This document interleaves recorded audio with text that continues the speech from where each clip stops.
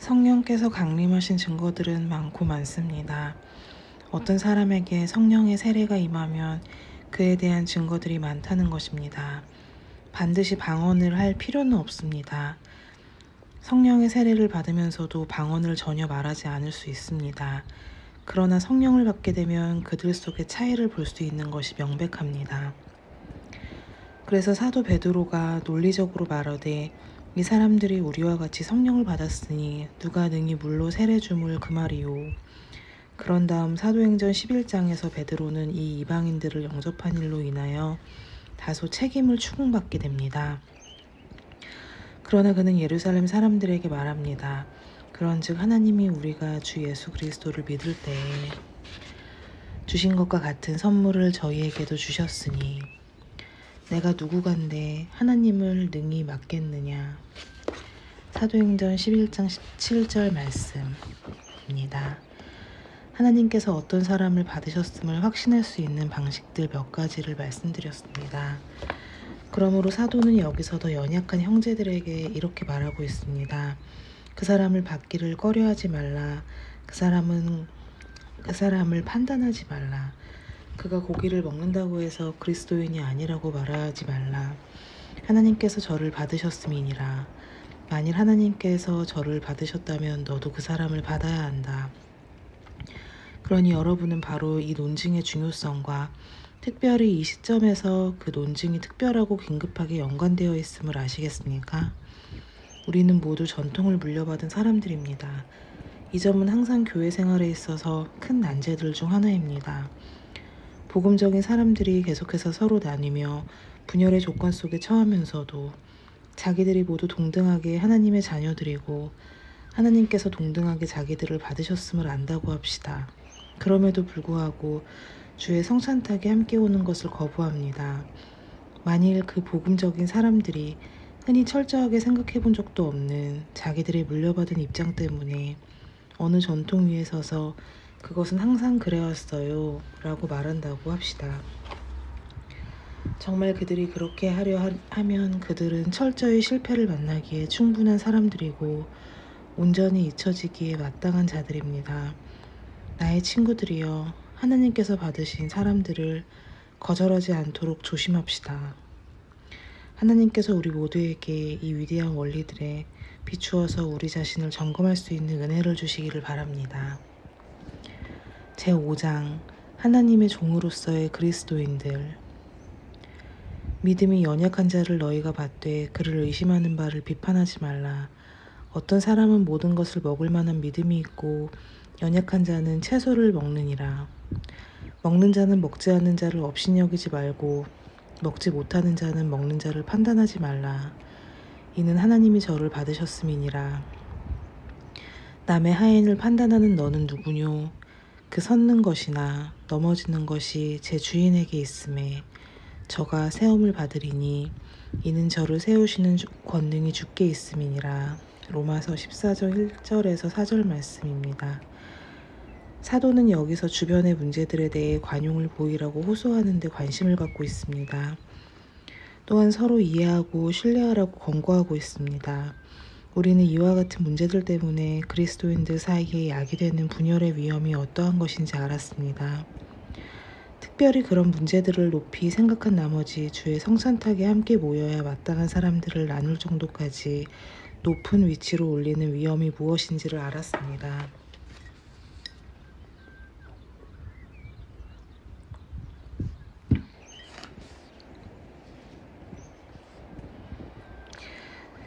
또한 사도가 이러한 위험에 빠지는 경향을 가진 사람들을 어떤 방식으로 다루고 있는지도 생각해보기 시작했습니다. 사도가 준 첫 번째 답은 하나님께서 저를 받으셨음이니라 라는 것도 알았습니다. 하나님께서 어떤 사람을 받으셨다면 내가 누구간데 그 사람을 거부하겠습니까? 그러니 우리는 이제 사도의 두 번째 해답으로 나아갑니다. 남의 하인을 판단하는 너는 누구뇨? 그 섰는 것이나 넘어지는 것이 제 주인에게 있음에 저가 세움을 받으리니 이는 저를 세우시는 권능이 주께 있음이니라. 이는 이중적인 진술입니다. 이 사절의 전반부에서 사도는 하나의 예증을 들어 사용합니다. 그것은 그 당시 사람들에게 매우 친숙한 신뢰였습니다. 수세기 동안에도 그 예는 사람들에게 친숙했습니다. 하지만 오늘날에는 조금 덜 친숙합니다. 그 예증은 상전들과 하인들 사이의 관계에 대한 예입니다. 바울은 말합니다. 그대가 어떤 친구를 방문하고 있다고 상상해보라. 그대를 환대하는 그 친구가 여러 하인들을 두고 있다고 하자라고 말입니다. 신약성경 시대의 부자들은 많은 하인들을 두었습니다. 물론 그 하인들 중 많은 수가 노예였습니다. 이 노예들 중 어떤 이들이 식탁을 준비하는 동안 다른 노예들은 식탁에서 시중을 들곤 하였습니다. 그래서 바울은 사실상 이렇게 말하고 있는 것입니다. 자, 그 집에 온 손님이 그 주인의 하인들을 나무라거나 판단하거나 고쳐주겠다고 덤비면 그 손님에 대해서 어떻게 생각하겠는가. 그런 류의 일이 일어나지 않는다는 것을 그대들도 알고 있다. 다른 사람의 하인의 버릇을 고쳐주려 하는 것은 매우 무례한 행동일 것이다. 우아함을 갖추거나 정중함을 갖춘 어떤 사람도 그러한 일을 할 엄두를 못 낼 것이다. 남의 집에 가서 그 주인의 하인들을 공개적으로 비판하거나 나무라는 사람은 무례한 사람이다. 자, 같은 원리가 부모와 자녀들의 경우에도 해당됩니다. 다른 이들의 자녀를 서슴없이 꾸짖는 사람들이 있습니다. 그 부모의 면전이나 그 부모의 집에서 그런 일을 하려고 벼르는 사람들도 있습니다. 또 어떤 사람들은 어떤 사람이나 어느 것에 대해서도 비판할 준비가 되어 있습니다. 물론 그런 때 시험이 매우 크다는 것을 우리는 알고 있습니다. 그러나 그것이 문제의 요점은 아닙니다. 문제는 어떤 상황에서 이러한 일이 옳고 합당할 수 있느냐는 것입니다. 사도는 이런 문제에 관해 항상 보편적인 견해로 있어 왔던 것을 전제하고 있습니다. 그런 일은 사회활동을 주장하는 모든 척도들을 범하는 일입니다. 그래서 사도는 말합니다. 남의 하인을 판단하는 너는 누구뇨? 사도는 말하기를 그대는 그대의 동료 그리스도인들을 비판하고 있다. 그들이 그리스도인인지 아닌지를 의심하고 있다. 그 정도까지는 아니라 할지라도 그들이 행동하는 방식을 비난하는 일에 소리를 높이고 있다. 그런 태도가 정말 주제넘은 짓이고 그런 식으로 행동할 권한이 전혀 없다는 것을 인식하지 못하는가. 그런 다음에 사도는 적용해 나갑니다. 첫째로 사도는 일반적인 영역을 가리킵니다. 그 섰는 것이나 넘어지는 것이 제 주인에게 있음에 하인들의 행동이 어떠해야 함을 결정하는 권한과 특권은 주인이 가지고 있습니다. 다른 사람의 집에 가면 그 일은 자기 소관이 아닙니다. 거기서 일어나는 일을 결정하는 이는 그 집주인입니다. 그것에 대해서 자신이 어떻게 생각하든지 문제가 아닙니다. 여러분이 그 주인에게 불만스러운 것을 언급할 수는 있습니다. 또 그런 불만적인 요소에 대해서 그 주인과 논의할 수는 있습니다. 그러나 그 주인이 보는 자리에서 그 하인들이나 피고용인들 또는 그 주인의 자녀들을 고쳐주려 해서는 결코 안 됩니다. 바울은 이 예증을 사용함으로써 그 논증을 더 높은 수준으로 끌어올리고 있습니다. 하나님께서 우리를 받으셨을 뿐만 아니라 우리가 하나님께 속한 사람들이며 하나님의 자녀요, 하나님의 종들이라고 말하고 있습니다. 사도 바울이 즐겨 쓰는 표현을 빌어 말하자면 우리는 주 예수 그리스도의 몸종 또는 노예들입니다. 예수 그리스도께서 우리의 주인이시고 우리의 상전이십니다. 우리의 서고 넘어지는 것이 다 주님께 있습니다. 주님께서 우리에게 뭘 할 것인지 지시할 권한을 갖고 계시며 우리를 판단하는 권한도 주님이 갖고 계십니다. 우리를 징계하는 권한도 바로 주님, 그 주님만이 갖고 계십니다. 그러니 기독교회의 동료, 지체를 판단하고자 자신을 높인다면 하나님의 권위를 찬탈하고 있는 셈이며 특히 주 예수 그리스도의 권위를 찬탈하고 있는 것입니다. 왜냐하면 우리가 부단히 상기하는 바대로 바로 이 사도의 서신들 속에서 주님은 만물 위의 교회의 머리가 되시기 때문입니다. 에베소서 1장 22절 말씀입니다. 주님께서 주장하십니다.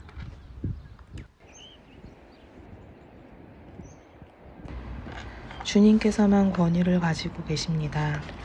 주님께서 주가 되시며 판단은 주님께만 속해 있습니다.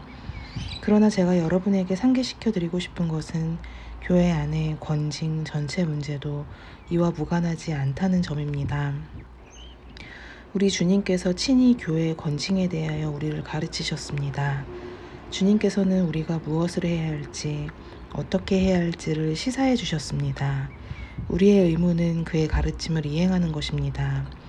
그러나 우리가 알다시피 바울은 여기서 우리 주님께서 전제해 놓지 않은 것들을 다루고 있습니다. 그는 이러한 것들을 다룰 때 매우 세심하게 주의를 기울이고 있습니다. 예를 들어 고린도전서에서 그가 무엇을 말하는지 생각해 보십시오. 그는 거기서 결혼과 불신자들의 자녀에 관한 매우 당혹스럽고 어려운 문제들을 숙고하고 있습니다. 바울은 매우 예리한 구분을 합니다. 그는 원칙으로 간주하는 바를 전제해 왔었습니다. 그런데 갑자기 그는 사실상 이렇게 말하고 있는 것입니다. 여기서부터 나는 주의 계명을 가진 것이 없다. 그러나 나는 너희에게 내 의견을 제시하고 있다. 무엇이 가치 있는가에 대해서 말이다. 고린도전서 7장 6절, 25절, 40절 말씀입니다. 그가 여기 로마서 14장에서 구분짓고 있는 것이 정확히 바로 그것입니다. 주의 계명이 있을 때에는 논란의 여지가 없습니다. 사도는 주의 계명이 없으면 판단을 표명하는 데 매우 세심한 주의를 기울여야 한다. 왜냐하면 주님께서 판단자이시기 때문이다.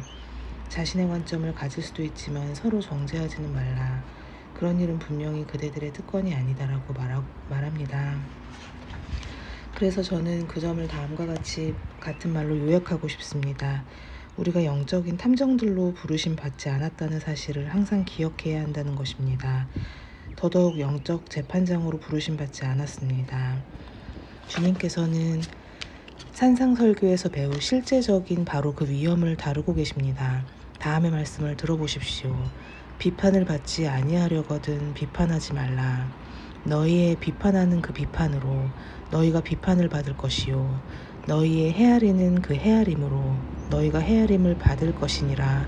어찌하여 형제의 눈 속에 있는 티는 보고 네 눈 속에 있는 들보는 깨닫지 못하느냐. 보라, 네 눈 속에 들보가 있는데 어찌하여 형제에게 말하기를 나로 네 눈 속에 있는 티를 빼게 하라 하겠느냐. 외식하는 자여, 먼저 내 눈 속에서 들보를 빼어라. 그 후에야 밝히 보고 형제의 눈 속에서 티를 빼리라. 마태복음 7장 1절에서 5절 말씀입니다.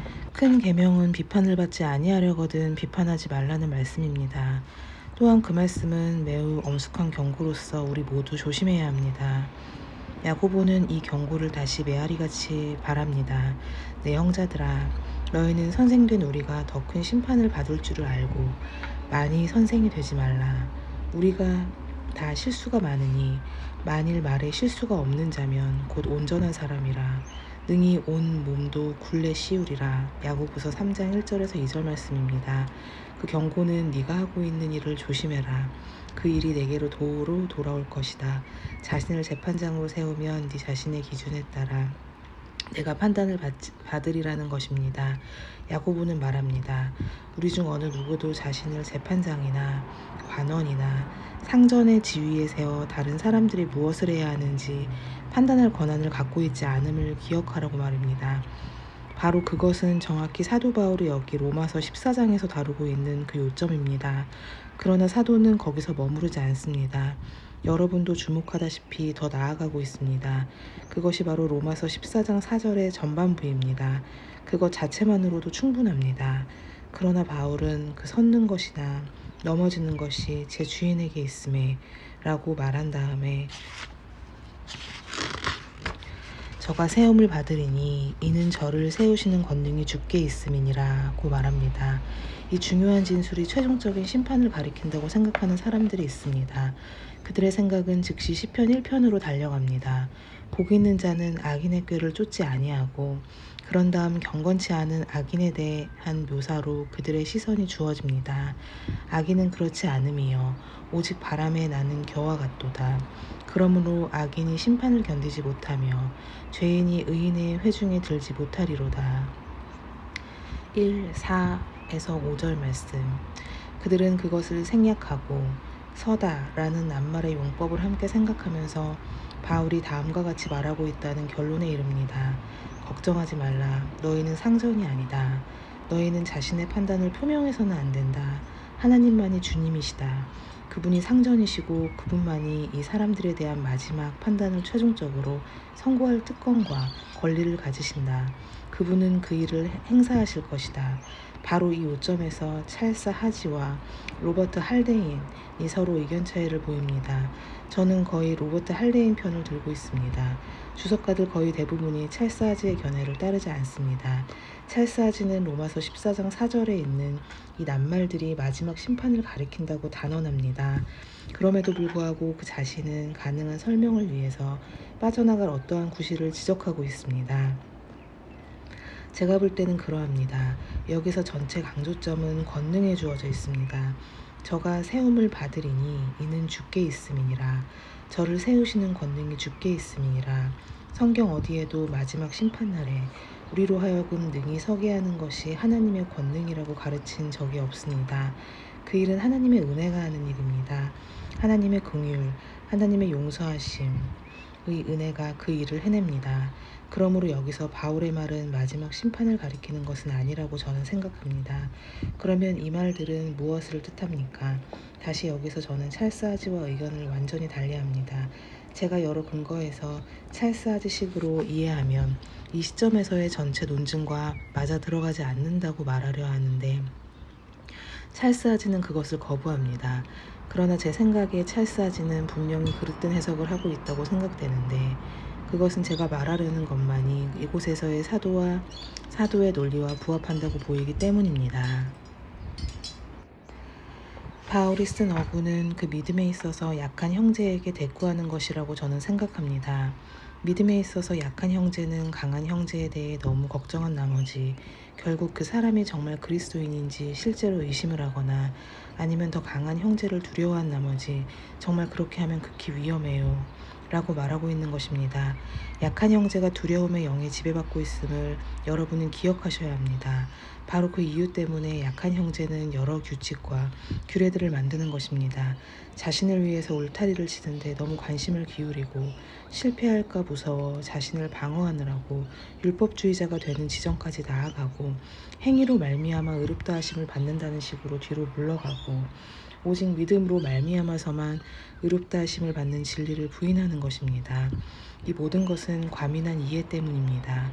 그는 말합니다. 우상에게 드려진 이러한 고기들을 먹거나 모세 율법이 그 많은 고기들을 먹는 것은 가공할 만큼 위험한 일이다. 그 일을 한 사람은 반드시 넘어지게 되어 있다. 그는 믿음에 있어서 파산당할 것이다. 그래서 그는 공포스러워하는 것입니다. 사도가 이미 다루어온 논점이 그것입니다. 여전히 사도는 그 논점을 다루고 있습니다. 더 약한 형제에게 사도가 사실상 말하고 있는 것은 이것입니다. 너희는 너희 형제들에 대해서 걱정하고 있다. 너희는 너희 형제들이 실족하여 넘어질 것이고 아마 끝내는 구원을 상실할 것이라고 아주 확신하고 있다. 그러나 너희는 기독교의 구원에 대한 이해가 부족함을 드러내고 있다. 우리를 부르신 분은 하나님이시고 우리를 받으신 분도 하나님이시다. 하나님께서는 당신이 우리에게 하시는 일이 무엇인지를 알고 계신다. 그것은 우리를 유대인들이 추종했던 의식법 아래에 들어가지 못하도록 우리를 건져냈다. 하나님께서는 너희 중 어떤 사람이 전에 속해 있던 이방 종교의 속박에서 우리를 철저하게 구원하셨다. 하나님께서는 그 모든 것에서 우리를 건져내어 자유케 하셨다 하는 것이지요. 물론 이 자유는 기독교 신앙의 위대하고 중추적인 논리입니다. 바울은 사실상 갈라디아서 5장에서 같은 것을 말하고 있습니다. 그리스도께서 우리로 자유케 하려고 자유를 주셨으니 그러므로 굳세게 서서 다시는 종의 멍에를 매지 말라. 그는 이렇게 말하고 있는 것입니다. 너희를 불러 자유케 하신 주님께서는 그 자유 안에서 우리를 계속 보존하실 것이다. 너희 악한 형제들이여 믿음의 이해에 있어서 강한 그 사람들에 대해서 염려하지 말라. 그 사람은 그리스도인의 그 자유를 실행하고 있다. 너희는 그 사람에 대해서 조금도 두려움을 가질 필요가 없다. 그 사람에 대해서 너의 영혼을 괴롭히지 말라. 밤에 잠을 설치지 말라.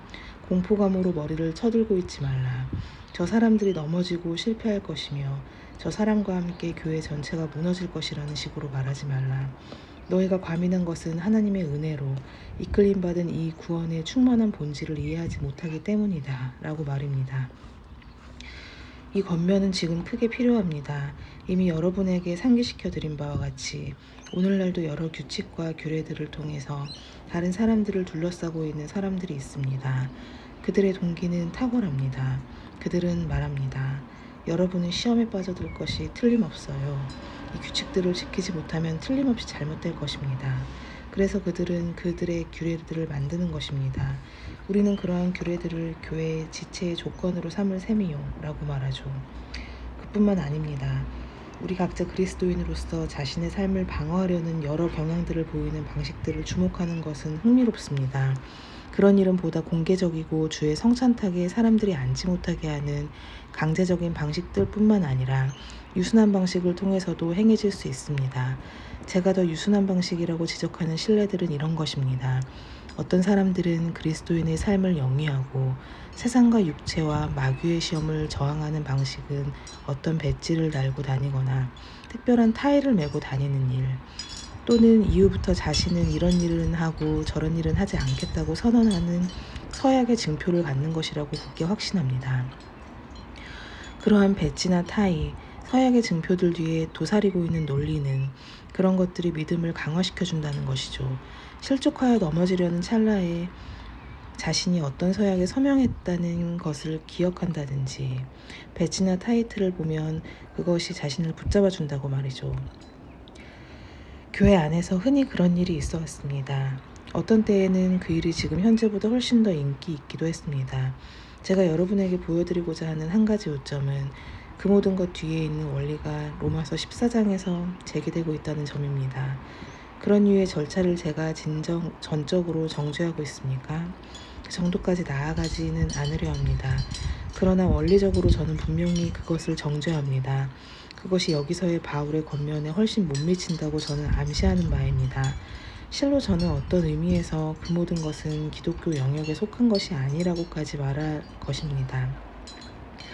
세상이 최선을 다해서 생각하는 방식이 바로 그것입니다. 만일 여러분이 여러 배지를 달고 타일을 매는 것이나 서약을 하는 것들이 중요한 훌륭한 심리적 요법인지에 대해서 제게 물으면 저는 그렇다고 대답해야겠죠. 바로 그 때문에 제가 좀 머뭇거리는 것입니다. 여기에 기독교계 안에서 함께 구체적으로 논의해야 할 하나의 난제가 있습니다. 어느 정도까지 그 자체로 선하고 도움을 주는 것들을 그리스도인의 삶 속에서 사용해야 하는가? 저는 그것을 하나의 다른 방식으로 표현하겠습니다. 그리스도인은 여전히 세상이 채용하는 방편과 방식들을 사용합니까? 아니면 나는 그리스도인으로서 그 모든 것을 전혀 필요로 하지 않아요. 그런 것들은 연약의 표지이기 때문에 그런 것들과 전혀 상관하지 않을 거예요 라고 말합니까? 이 때문에 그런 것들과 전혀 상관하지 않을 거예요 라고 말합니까? 이 문제는 흥미롭고 뭔가 약간 어려운 문제입니다. 그래서 이런 것들을 뿌리에서 가지까지 다 정죄하거나 그런 것들은 결코 사용하지 말아야 한다고 말하기를 주저하는 것입니다. 바울은 말합니다. 그리스도인의 자유를 행사하고 있는 사람에 대해서 걱정하지 말라. 왜냐하면 저가 세움을 받을 것이기 때문이다. 붙잡힘을 당할 것이다. 라고 말입니다. 그런 다음 사도는 거기서 더 나아갑니다. 주님께서 그를 세울 권능과 수완과 능력을 갖고 계시다고 말입니다. 이것은 의심할 여지 없이 신약 성경의 가르침입니다.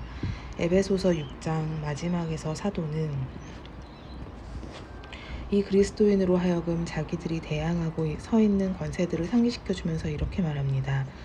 정말로 너희가 주 안에서와 그 힘의 능력으로 강건하여지고 마귀의 괴계를 능히 대적하기 위하여 하나님의 전신갑주를 입으라. 에베소서 6장 10절에서 11절 말씀입니다. 이런 종류의 문맥 속에서 저는 배지나 타이틀, 서약서들이 필요한가에 대한 의문을 제기하는 것입니다. 그러한 것들을 사용하는 것은 더 낮은 수준으로 떨어지는 것입니다. 그러나 만일 자신이 너무나 약하여 그러한 도움을 받을 필요가 있음을 스스로 발견한다면 그렇게 하는 이들을 전적으로 정죄하지는 않을 것입니다. 그러나 교회로서 제 임무는 이 위대한 권면의 차원에서 여러분을 격려하고 거기서 나와라, 견고히 서라, 자라나라, 어린아이의 일을 버리라고 말하는 데 있습니다. 남자든 여자든 두려움의 영을 가져서는 안 된다는 점을 인식할 필요가 있습니다.